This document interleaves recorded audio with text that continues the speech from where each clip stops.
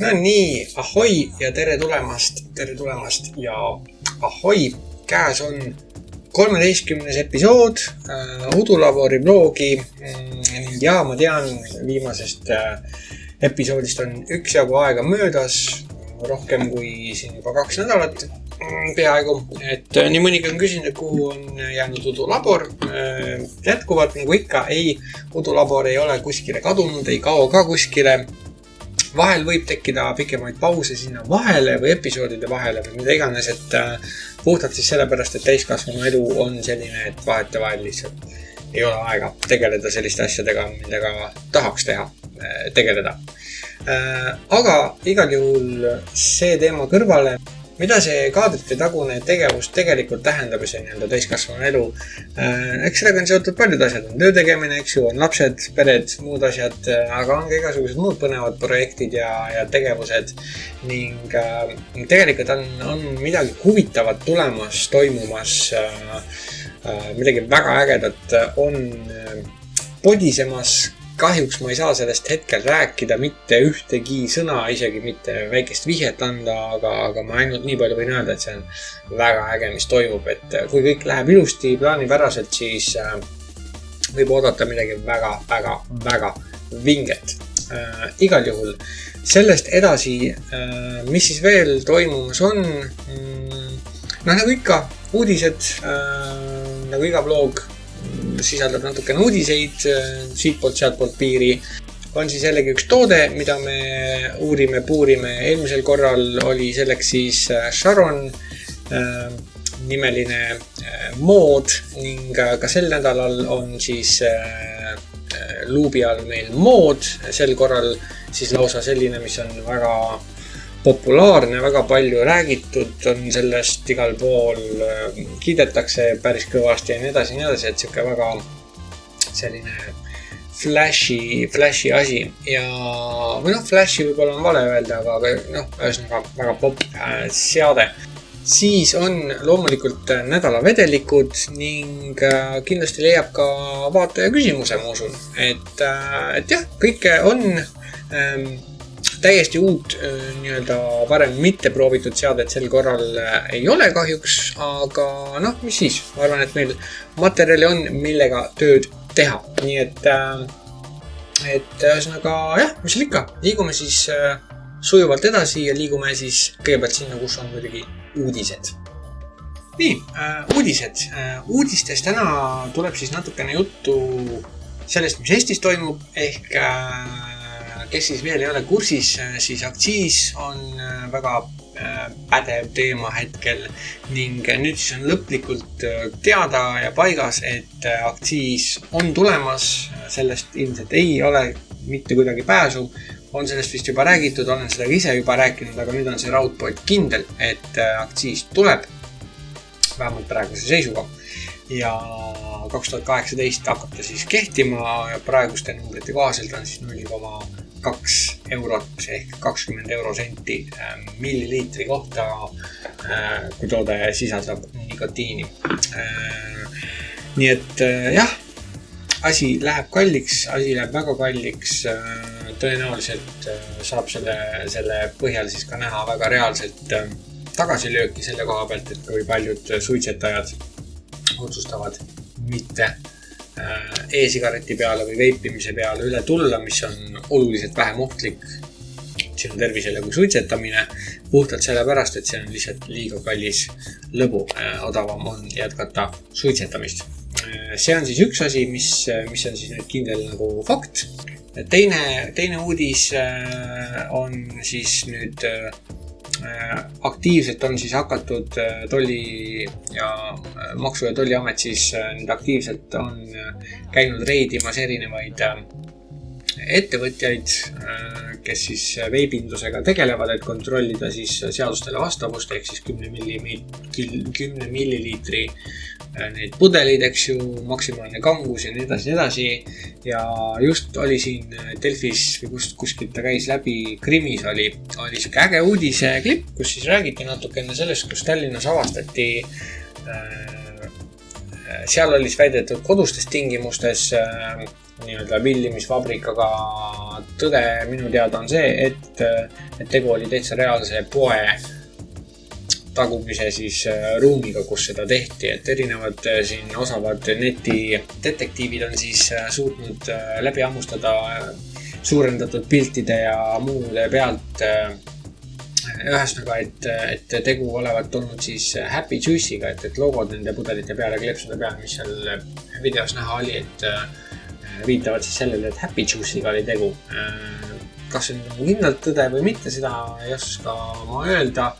Eks see jääb igaühe enda otsustada, aga jah, et ühesõnaga villiti siis osavalt ise segati siis mingisugused vedelike kokku, pandi oma brändi siis kleepsud ja logod peale ja väideti või siis müüdi siis seda kui premium vedelikku või mida iganes. Ühesõnaga sihukest sahker-mahkerit tehakse ka. Siinkohal ma tahaks muidugi kindlasti ära mainida kõigile, kes ei ole nagu väga aktiivsed või kes ei ole nii sügaval teemas sees, et see on pigem erand kui reegel, et tean väga paljusid või paljusid, aga mitmeid Eestis tegutsevate e-poodide omanikke ja selliseid nii-öelda tähtsamaid isikuid selles valdkonnas ja olen käinud tagatubades igal pool, et tean, et enamasti igal pool see nii ei käi, et üldiselt seda ikkagi ei tehta, et üksik hunt, kes on siin püüdnud ohtlasti raha kokku kraapida, seda siis teadmatu kliendi arvelt, nagu sina ja mina, et selline paraku on meie meestis olemas, aga mul on ausalt öeldes hea meel, et kes iganes ta täpselt ka olnud, et ta vahele jäi sellega, sellepärast, et minu meelest ei ole okei segada mingisugust suvalist pläusti ise kokku ja müüa seda nagu õige asja pähe, et see on nagu kliendi petmine ja see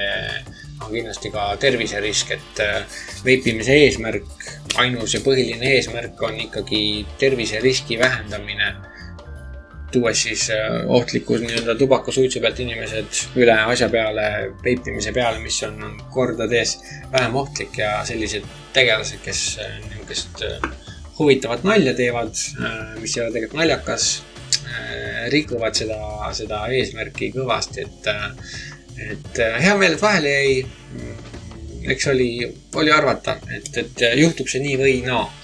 Aga jah, et natukene selle kajastus oli nagu minu meelest veidi nagu nõme, kuna tahaks nagu ikkagi massidele selles suhtes selgeks teha, et tegu on üksik juhtumiga, pigem mitte reegliga, et see ei ole nagu tavateguviis kõikides veibipoodides Eestis ja nii edasi, et see on ikkagi ühekordne juhus,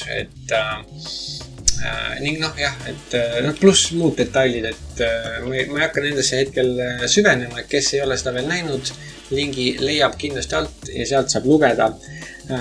Ning kindlasti siis ka üks huvitav uudisenupp välismaalt, British American Tobacco, mis on tegelikult siis tubakatootja, eks ju, aga nendel on palju raha, neil on võimalused teha uuringuid pikalt ja põhjalikult ja nii edasi ja tulid nemad siis nüüd hiljuti just välja siis lõpliku siis uuringuga, mis siis ütleb, et võrreldes tavasigareti veibiga, veibiauru, tavasuitsu siis, kui neid omavahel võrrelda, siis selline asi nagu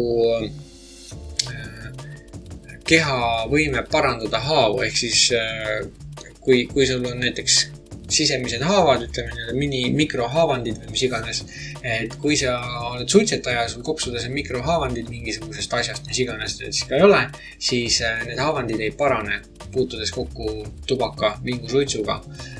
Samal ajal seda siis juba kuskil, mis ta oli, 20% kontsentratsiooni juures, siis vastupidiselt sellele veibiga isegi 100% kontsentratsiooni juures ja veel kõrgema nikotiini tasemega ei mõjunud see haavade paranemisele mitte mingit moodi. Ja seda on siis oluliselt seostatud ka suurima surma põhjustajana tubaka tarbimise juures, ehk siis südame, vereringe, veresoonkonna haigustega.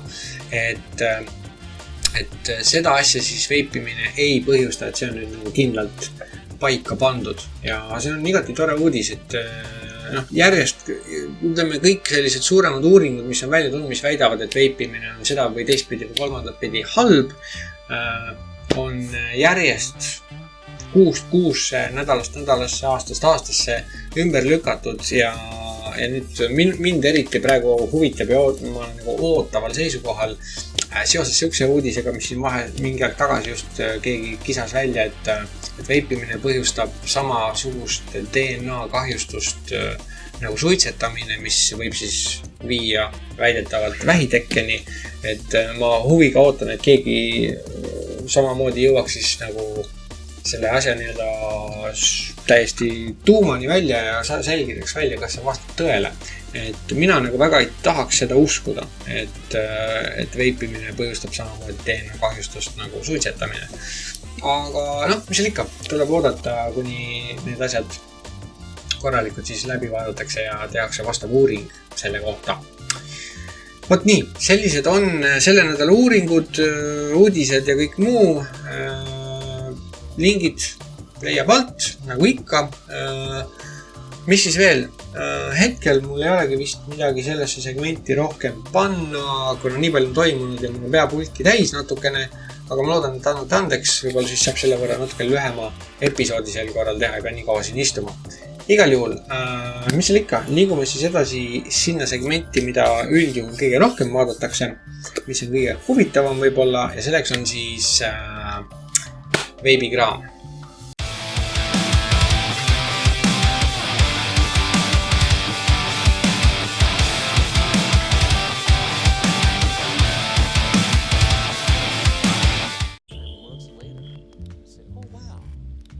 Veibikraam. Selle nädala veibikraami fookuses, nagu siis juba alguses sai öeldud, on toode, mis on äärmiselt populaarne, palju räägitud, üpriski palju kuulsust omav ja selleks ei ole siis ei miski muu kui Asmoduse enda Minikin versioon 2. Tegu on siis kahe akuga, siis 2x18-650 tüüpi akut seadmega. Tema maksimaalne võimsus on siis 180 vatti, on temal puutetundlik ekraan ja põhimõtteliselt üks nupp, et see on võib-olla siuke kõige harjumatum aspekt asja juures, et sa tahaks nagu, et kuskil oleks nagu veel mõni nupp, et reguleerida midagi, aga seda paraku siin ei ole, et siin on siis nii-öelda päästikunupp ja ekraan, mida sa siis saad nii-öelda manuaalselt näpuga näppida. Ehk siis nagu ikka puutetundlik ekraan ühesõnaga.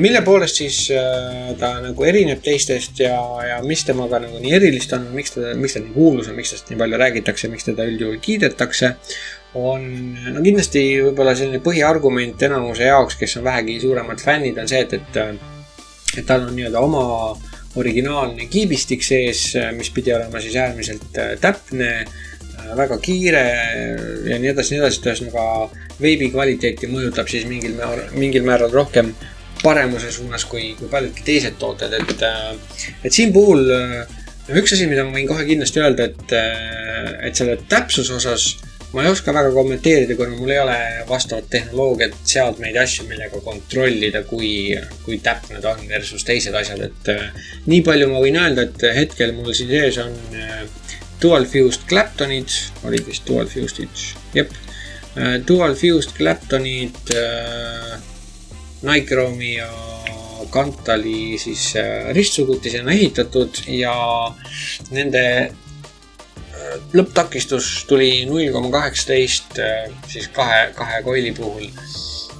Siiamaani sama takistust näitab mulle nii Sharon, mis mul oli, see näitas sama takistust. Samuti Wismeki see Rouleau RX23 on näidanud sama takistust ja mingi asja peal ma proovisin seda veel, mis näitas ka sama asja, et ühesõnaga kui palju ta nüüd täpsem teistest on, ma ei oska kahjuks kommenteerida puhtalt sellepärast, et sama takistust on näidanud mul kõik seadmed. Oletades, et see on nagu kõige täpsem nendest, siis võiks üpriski palju kiidusõnu öelda siis nende teiste seadmete kohta, et nad näitavad ka päris täpselt, eks. Aga Räägime siis sellest asjast natukene lähemalt selles mõttes, et mis puudutab siis tema disaini, füüsilist poolt ja kõike muud taolist. Välimuselt enamus inimesi on seda näinud. Minul käes konkreetselt on siis seade, mis siis on isiklikult Gerdile kuuluv, ehk siis Vape Marketist, meie kõigi suur sõber Gert. Ja tegu on siis selle plastikust kattega või kummikattega või ma täpselt ei teagi, mis materjal see siin peal on, aga üleni on ta siis kaetud selle materjaliga ja võib öelda päris julgelt, et see on üks selline materjal, mille võib-olla peale vaadates, mina isiklikult võib-olla ütleks, et ta on nüüd maailma kõige ilusam materjal, aga kindlasti käes hoides on ta ääretult mõnus, et siuke mõnus sametine, siuke siidine, siuke hea feeling ja mis on nagu hea, et tal on teatav siukene nagu libisemisvastane takistus siis või ütleme nii, et ta ei libise kergesti käest ära. Et püsib hästi käes, mõõtude poolest on ta hästi hea kompaktne, et mina, kellel võib-olla ei ole maailma kõige suuremad mehisemad käed, et minul ta istub nagu ilusti käes, et ta ei tundu nagu väga kobakas. Kuidas teda nüüd hoida, sest tema kuju on selline kumerate servadega RX23 sarnane või siis on RX23 selle sarnane, põhimõtteliselt ei ole vahet, nad on suhteliselt sarnased.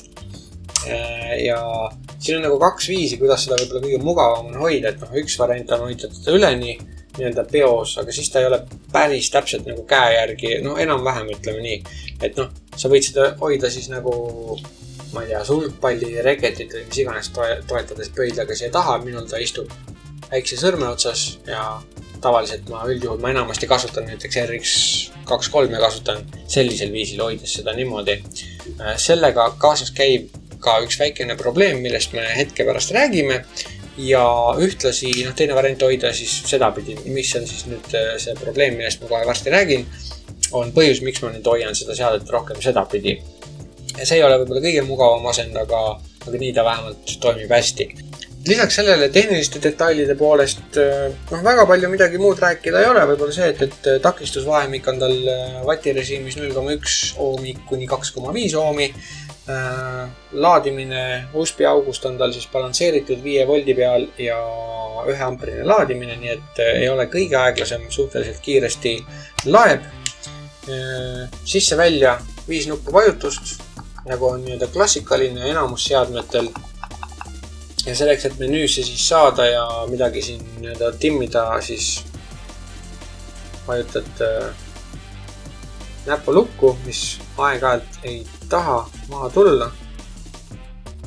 Aga põhimõtteliselt tuleb ja siis on siin järjest erinevad siis moodid, settingud, menüüd, mida iganes, mis sul siis vaja on. Ja kui sa oled menüüs ja vajutad seda päästikut uuesti, siis ta automaatselt läheb ise tagasi üles või kõige ülemisse astmesse, kus on siis see näit ja paneb siis kohe ka lukku. Et võib-olla ainus tore asi võiks olla see, et ta näitaks reaalselt, et kas ta on lukus või ei ole.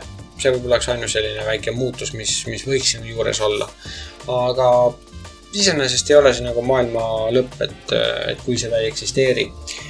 Mainin muidugi kindlasti kohe ära ka selle, enne kui ma edasi liigun kuskile oma jutuga, et asi, millest ma räägin, on konkreetselt see seade, mis on minul käes, et ma ei saa rääkida kõikide maailma toodete, kõikide Minikin 2 nimel, et iga toode võib olla natukene erinev mingil määral, aga see konkreetne toode siis, mis minul käes on, et temal, see ei ole nüüd jällegi, see ei ole maailma lõpp, see ei ole kindlasti võib-olla asi, mis tehingu pooleli jätaks või katki jätaks, aga tal on väikene loks sellel kaanel sees, et ta ei ole nii lärmakas. Ma tean, et Oliver ja Raiko Vape Lounge'ist rääkisid, et selle metallsel variandil, tema metallist vennal, siis millel seda kummikatet ei ole, et see asi klõbiseb kõvasti rohkem, et siin on ka login sees, aga ta ei ole nii lärmakas, et seda ei ole nagu kõrvaga hästi kuulda.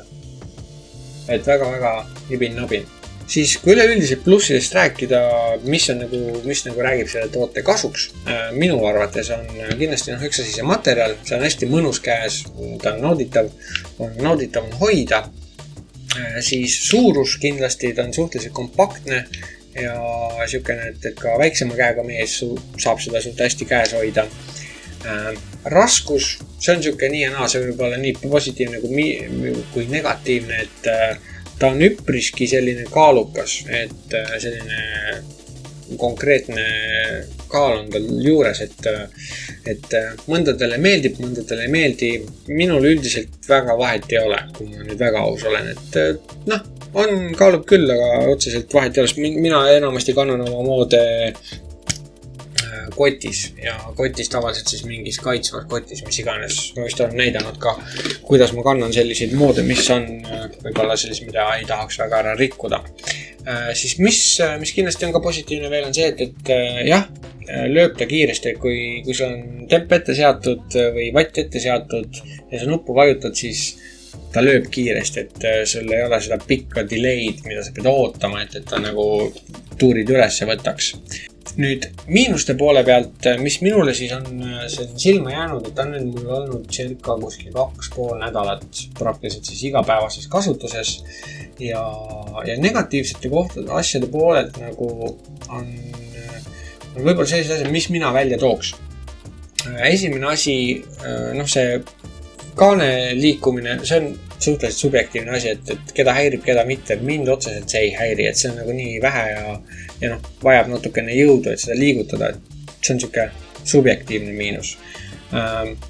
Mis võib-olla on nagu suurem miinus on see, ehk siis millest ma hetk tagasi just hakkasin rääkima, on see, et ta vahetevahel kipub tegema tühja lööki, ehk siis vajutad, hakkab nagu tööle ja siis lõpetab ära. Ma ei ole kindel, millest see täpselt tuleb. Ma alguses arvasin, et võib-olla see, et ma vajutan nuppu liiga nõrgalt või kuidagi valesti, aga selles nagu asi ei ole, sest et kui sa vajutad, sa kuuled klõpsu, tal on siuke mõnus selge klõps, et sa tead, et sul nupp alla vajutatud, aga ta ikka katib ära. Ja ma olen avastanud seda, et mõnikord, kui sa vajutad ja samal ajal lähed sellele asjale vastu, sellele puutetundlikule ekraanile, siis aeg-ajalt, mitte alati, aga aeg-ajalt, kui ta selle noolekese siia ette manab, eks ju, selle noolekese. Ja kui sa lihtsalt vastu lähed, siis ta teeb seda ka. Ma ei tea, kas on näha. Et sa lähed lihtsalt nupuga või näpuga lähed vastu ja ta tõmbab selle noolekese kohe ette. Ja aeg-ajalt need omavahel segab üksteist või ma ei tea, mis teema sellega täpselt on, aga mul on seda päris palju juhtunud, et see ei saa olla see, et ma olen lihtsalt algaja ja oska nuppu vajutada, eks ju. Et jällegi, mainin ära, see on konkreetselt see seade. Ma ei tea, kas teistel on seda probleemi esinenud või mitte, võib-olla see on ainult üks mingi seeria. Nii palju, kui ma tean, siis see ei ole nüüd kindlasti üks viimastest mudelitest või viimastest partiidest, see on pigem rohkem sinna esimeste hulka minu teada. Et see võib-olla see on mingisugune väike bugfix, mis update'iga on võib-olla näiteks ära parandatud. Et Minikinil on lastud välja vähemalt 2 firmware'i update'i, nii et see võib olla puhtalt selle taga kinni, et see võib-olla ei olegi uuendatud. Et mina uuendusi ei ole siin teinud, et nii nagu ta sai, nii ma olen seda kasutanud. Ja veel üks väikene siuke negatiivne, võib-olla mõnevõrra negatiivne asi, see on jällegi võib-olla vanuses kinni, aga kui sul on akud, millel on need pluss, need nööbi pooled, siis on kas või natukene väsinud või kumerad või midagi siukest, siis nad kipuvad jube kergelt siia vahele jääma, et nad nagu logisevad kergelt, nad ei istu tihkelt vahel. See võib olla puhtalt, üks asi väsinud aku või väsinud see nupp otsas, eks ju, see ei ole otseselt moodisüü, see on pigem nagu akuviga. Aga lihtsalt teadmiseks, et kui sul on akud, mis on nagu vanemad, aga toimivad hästi, siis selle seadmega võib esineda seda probleemi, et ta vahepeal lihtsalt ei hakka üldse tööle, et ei saa nagu ühendust korralikult. See on muidugi safety feature ilmselt ka, et kui ta ei saa korralikult kontakti, siis ta ei lase lihtsalt käima minna. Mis veel, sellest tulenevalt ka korralikud akud, mis mul, need on VTC 5, mis on ise ära wrapitud selles suhtes, aga klemmi pooled on kõik nagu uuel, et midagi viga ei ole. Ka need istuvad siin vahel natukene nagu pehmelt, et võiks võib-olla törts kangemad olla. Et need vedrud ühes nagu võiks kangemad olla, aga jällegi see võib olla puhtalt aja küsimus, et lihtsalt ajaga on need vedrud väsinud. Et see on normaalne, see, et seda esineb praktiliselt kõikidel seadmetel üleüldiselt sõltumata sellest, kui palju nad maksavad. Muud midagi negatiivset lisaks nendele pisikestele asjadele tegelikult mul ei olegi nagu välja tuua. Igati kvaliteetselt kokku pandud ja tegelikult üpriski hea masin, et ei ole nagu pole midagi öelda. Aga kui nüüd tekib küsimus minul isiklikult, et kas mina ostaks selle seadme teades kõiki neid aspekte, tõenäoliselt mitte. Et rääkides hinnast, siis tema letihind varieerub. Piibus on ta hetkel müügil minu teada 117 euroga. Et see on nüüd hind, mida mina isiklikult võib-olla välja ei käiks, arvestades teades neid aspekte, eks ju. Siin on muidugi küsimus selles, et kas see on nüüd konkreetne seade ja tema probleemid või on see üleüldine tooteliin. Kui neid probleeme ei esine teistel tema vendadel, eks ju, siis see 117 euri kindlasti õigustaks ennast. Selles suhtes, et tegelikult toode on ikka hea. Ja kui need on nüüd vead, mis on läbi liini kõikidel toodetel või vähemalt pooltel või midagi taolist, et see on nagu tihemini esinev teema, siis ma arvan, et see hind ennast väga ei õigustaks. Vähemalt mina isiklikult ei ostaks sellisel puhul. Aga see on puhtalt minu arvamus, et igal ühel oma, et ei tasu kõike võtta tõena, mida ma ütlen või selles suhtes, et see on lihtsalt minu arvamus. Mina isiklikult ei ostaks seda selle hinnaga, kui tal need probleemid esinevad üle kõikide toodete. Võtame siis seda sedapidi. Igal juhul Minikin V2 tuli, nägi, enam-vähem võitis, et iseenesest mulle ta meeldib. Olen taga üpriski rahul ja paar pisi asja, mis otseselt ei ole kõige hullemad. Nii et jah, mis seal ikka. Ütleme Minikinile tšau ja järgmisel korral siis räägime juba millestki uuest ja põnevast.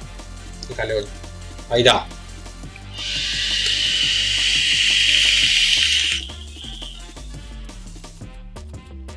Ja nüüd peale seda liigume siis edasi sinna, kus on vaataja küsimus.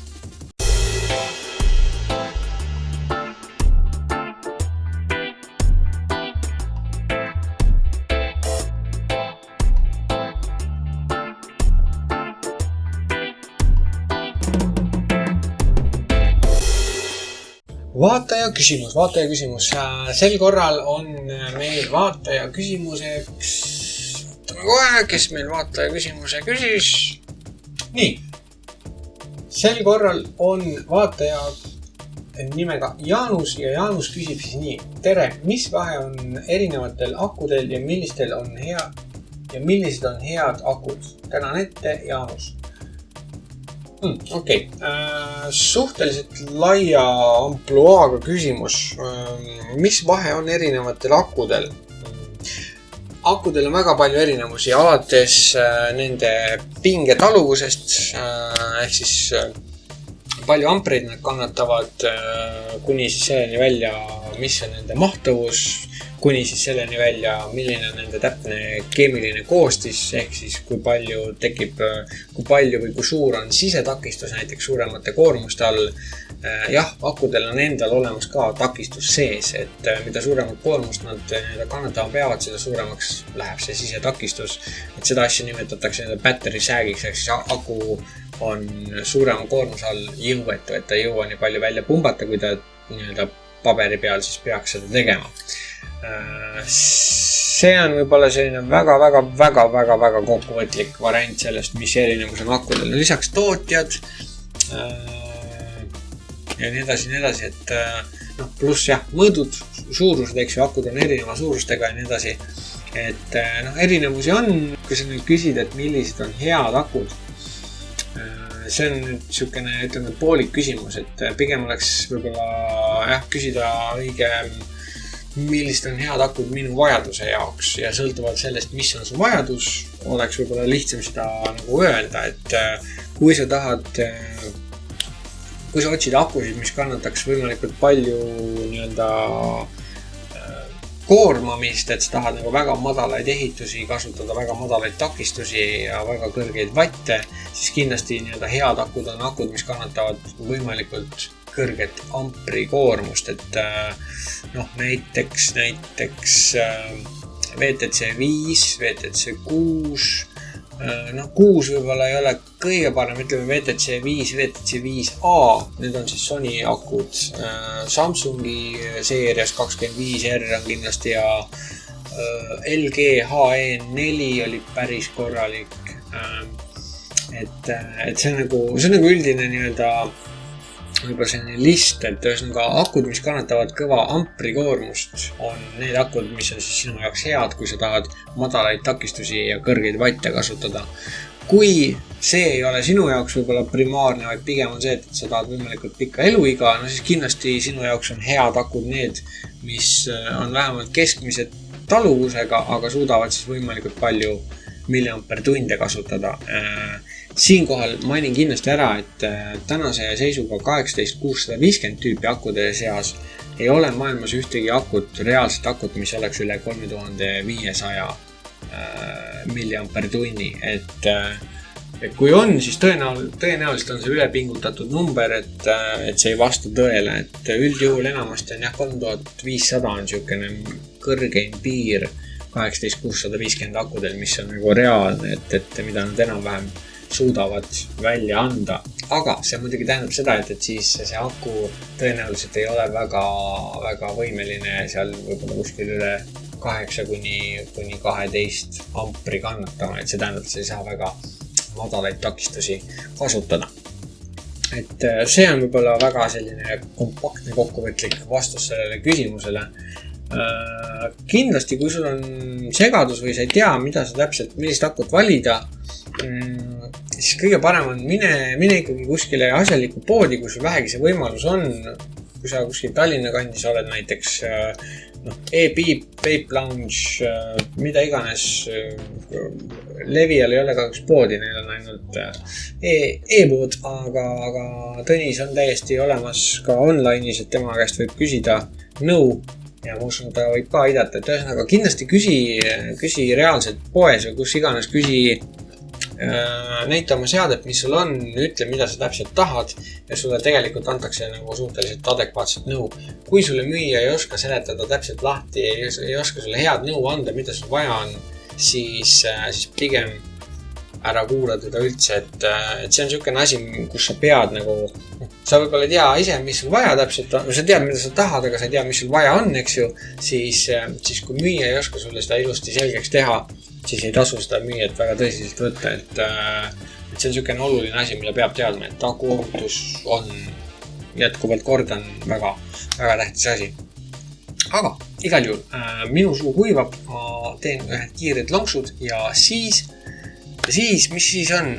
Jaa, muidugi, siis on nädalavedelik, ehk siis nädalavedelik ja siis saame lõpuks tõmmata selle episoodi kokku.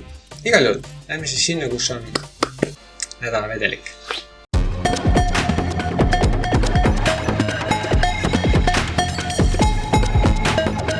Nii, nädalavedelik. Selle nädalavedelikud tulevad siis ei kuskilt mujalt kui levia.ee. Tõnis saatis mulle natukene mahla proovimiseks. Suurimad tänud, lingid leiab alt, kust leiab need Furiosa vedelikud, millest siis täna jutt on. Tegu siis selliste ilusate läikivate pudelitega. Minuni jõudsid siis 3 milligrammised ehk siis otsekopsu tõmbamiseks loomulikult, kuna see on üks selline asi, mida ma enamasti teen. Saatis siis Levia mulle 4 erinevat vedelikku.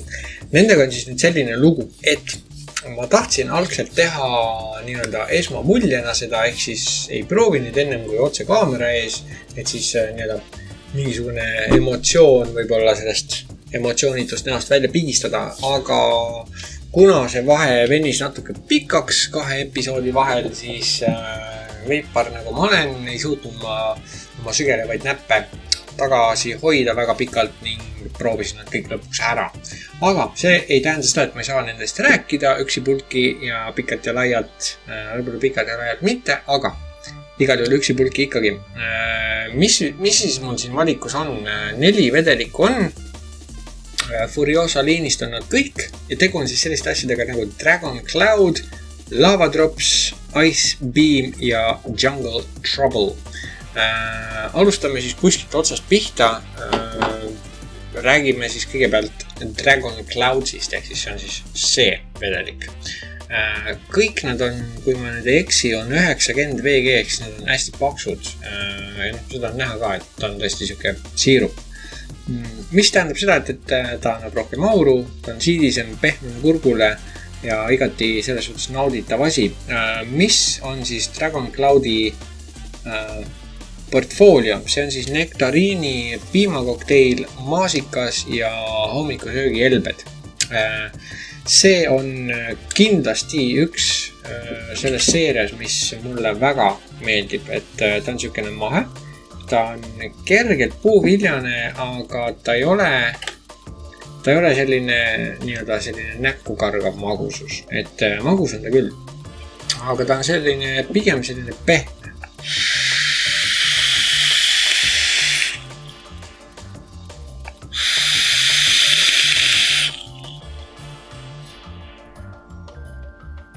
Jep, see on selline hästi mõnus, selline mahe puuviljane.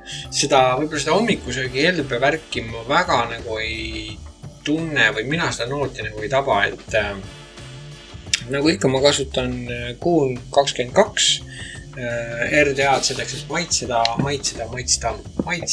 on eestikeelne sõna, maitseda ei ole eestikeelne sõna, et maitsta vedelikke ja üldiselt ma ei saaks öelda, et ta nagu jääb hätta, et üldjuhul enamus sellised maitsenoolid tulevad hästi välja. Muidugi tasub ära mainida, et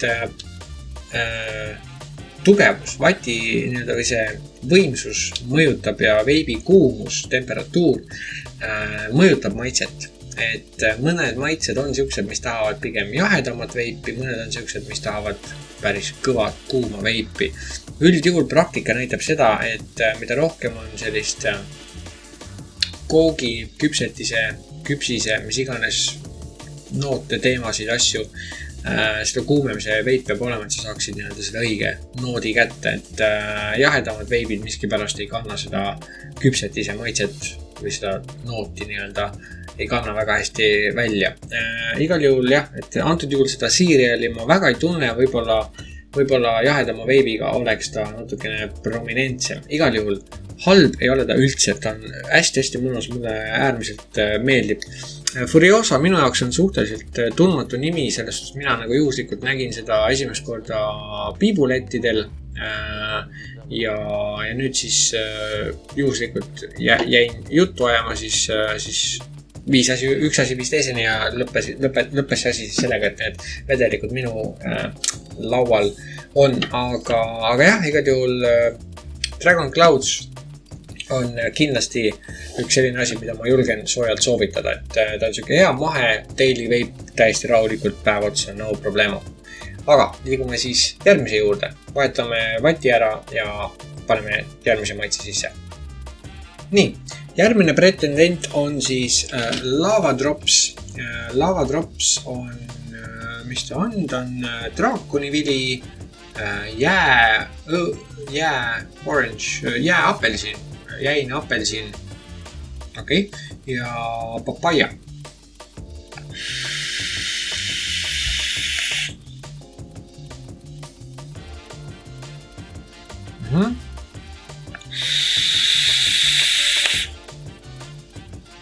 See maitse kombo oli juba meelest läinud. See on samuti nagu Dragon Clouds, samamoodi on ta siuke puuviljane, kindlasti siuke pigem suvine veip. Kõige rohkem, ütleme, kõige prominentsem selline esile tulev maitse on kindlasti, ma ütleks, papaia.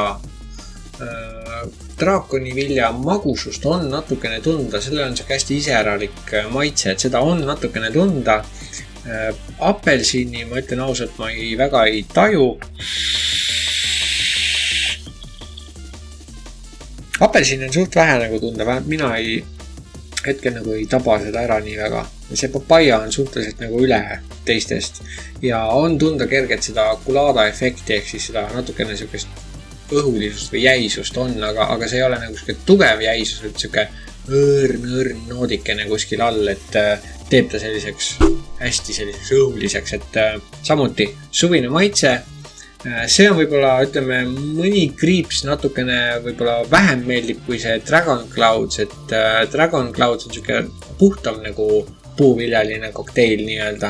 samal ajal see lavatrops on natukene kipub kalduma, ta ei ole šampoon otseselt, aga see maitse kombo kuidagi kaldub natuke sinna parfümeeria suunas, et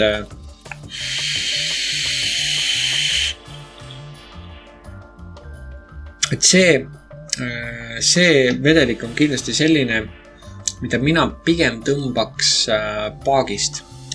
Üks selline huvitav nüanss on see, et vedelikud, mis kipuvad tripperis maitsema natuke nagu, mitte sünteetilised, aga maitsema nagu sellised natuke parfümeeria moodi või sellised nagu väga intensiivsed, siis paakides miskipärast nad sumbuvad ja nad maitsevad palju paremini, et see lavatrops on kindlasti selline asi, mida mina tõmbaks paagist pigem. Aga jällegi, ta ei ole halb, et igal ühel omad eelistused, nii et sõltub kuidas kellelegi. Igal juhul ta ei ole ka halb, ta on hea, aga jah, mina tõmbaks seda pigem paagist kui tripperist. Nii, kulutame siis jälle vatti ja proovime ära järgmise, sest ma ütlen ausalt, et sellest, kui ma proovisin, neid on juba üle nädala möödas, ma enam ei mäleta, mis maitsed neil kõigil oli. Igal juhul kohe oleme tagasi ja proovime järgmise asja ära. Nii, järgmine maitse on nimekirjas siis kolmas ehk Jungle Trouble, džungliprobleemid, mis iganes need siis ka ei oleks, aga profiil sellel on flambeeritud banaan, vanilje ja pralinee. Pralinee siis peaks olema mingisugune, kas vist mingi šokolaadine asi, midagi, banaani šokolaadi segu, mis on üldiselt maitsekombo, mis on väga populaarne. Näiteks, kas see oli nüüd Rimi äkki, Rimis või Selveris, Rimis müüakse sellised saia, šokolaadi banaani saiakesed või keerud, sellised pikad või lootsikud või mis iganes, ülihead, mulle täiega maitsevad. Et see on kindlasti selline asi, mis ma mäletan, et see mulle meeldis.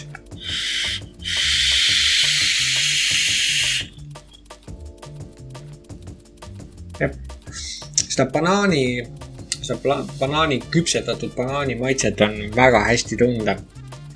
On üks teatud maitse kombo, mida hästi palju Ameerikas eriti ja UK-s armastatakse, on banana bread, banaanileib.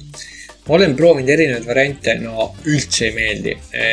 Kohe nagu üldse ei meeldi, et hakkab täiega vastu ja siuke nagu liiga magus ja siuke läila, et nibin-nabine tajab oksele. Siin puhul see flambeeritud banaan, mis iganes küpse banaan ja see šokolaadi kombo omavahel on väga-väga mõnusad, et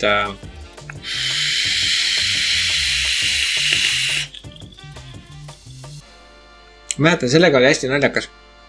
Esimest korda, kui ma seda nüüd proovisin siin nädalapäevad tagasi, ma ei olnud üldse kindel, kas mulle meeldib, sest ma ei saanud üldse aru, mis asi see on.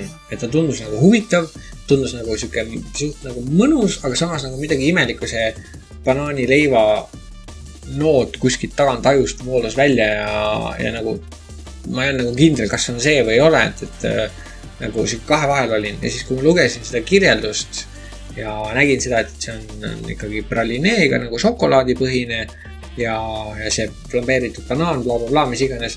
Ja siis, kui ma uuesti tõmbasin, siis ma nagu tajusin ära need noodid, täpselt mis nad siis on, kas nad on ja nii edasi. Ja siis ta hakkas mulle meeldima, et praegusel juhul see on kindlasti tripperi vedelik täiesti vabalt, hästi samuti mahe, kuna nad on kõik kõrge VG-ga, siis nad on mahedad. Ja nüüd, kui ma saan aru, mis see maitse kombo on, et see ei ole see banaanileib, vaid on lihtsalt banaan ja vanilje ja šokolaad, siis nüüd ta meeldib. Juba naljakas, kui sa mõtled ühtepidi, siis ei meeldib, mõtled teistpidi, siis meeldib. Aga nii ta paraku on, igal juhul. Jungle Trouble igati hea, julgen soovitada.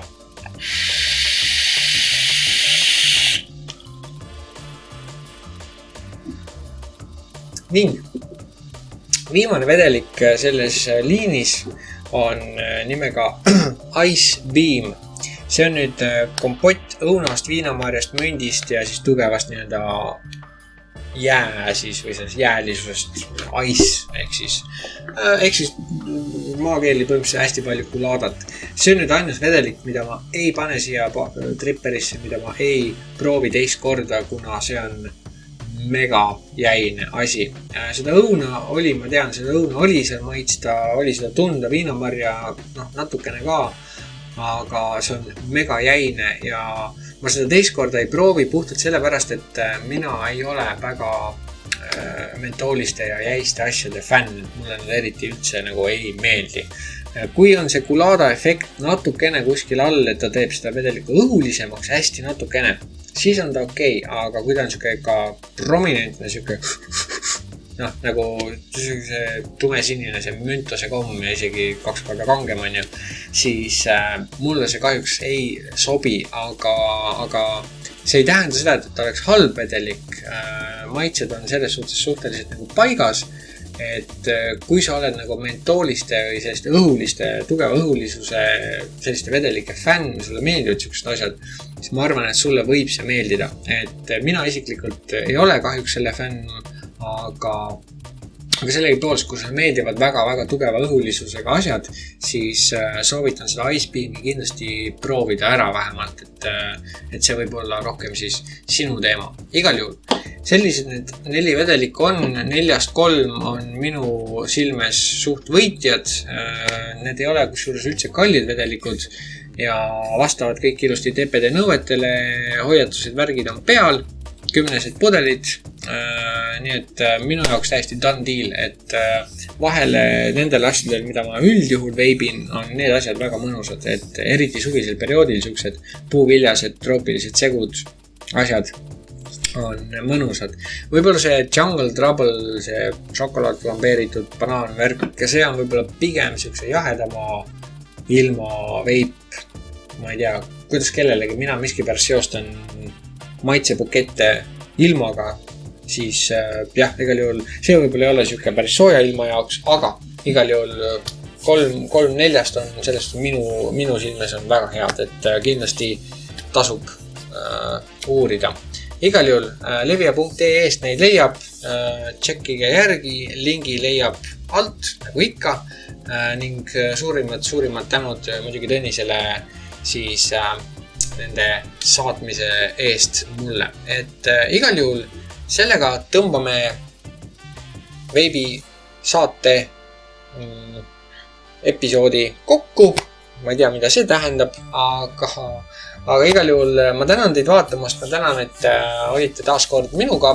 Loodan, et saite midagi kasulikku siit ja jätkuvalt küsimused, ettepanekud, kõik mida vähegi mõttes mõlgub, võite jagada kommentaaridesse või saata e-maili peale ning räägime nendest asjadest siis juba tulevikus. Igal juhul kõike seda, mis tulemas on, kõike seda, mis juhtumas on, püüame siis jooksvalt katta ja rääkida ning loomulikult ei väsima seda ütlemast teie, kes te siia lõpuni välja kannatasite, olete minu lemmikvaatajad. Igal juhul tänan teid, kohtume siis kindlasti järgmisel korral.